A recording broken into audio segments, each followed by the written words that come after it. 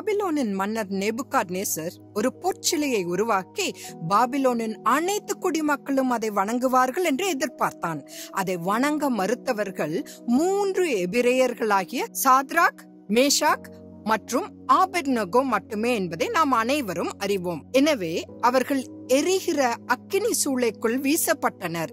இது நாம் அனைவரும் அறிவோம். ஆனால் இயேசு கிறிஸ்து பரமேறி சுமார் 600 ஆண்டுகளுக்கு பிறகு முகமது என்ற இஸ்லாமிய மதத்தை நிறுவியவர் இஸ்லாமிய மக்களை மெக்காவில் உள்ள ஒரு காபா என்ற கல்லை இந்த நாள் வரை இஸ்லாமிய மக்கள் வணங்கும்படி செய்தார். இந்துக்கள் மட்டுமே சிலை வணங்குபவர்கள் அல்ல, ஏனெனில் முஸ்லிம்களும் ஒரு கல்லை வணங்குமாறு தந்திரமாக நடத்தப்படுகின்றனர். ஒரு காலத்தில் வெள்ளை நிறத்தில் இருந்த காபா மக்களின் பாவங்கள் காரணமாக இப்போது கருப்பு நிறமாக மாறிவிட்டது என்று பரவலாக நம்பப்படுகிறது. இறுதியாக எதிர்காலத்தில் வரப்போகும் அந்தி கிறிஸ்து பற்றி காணலாம். இந்த மிருகம் ஒரு உருவத்தை உண்டாக்கி நேபுகாத்நேசர் செய்ததை போல மக்கள் அதை வணங்கும்படி செய்யும்.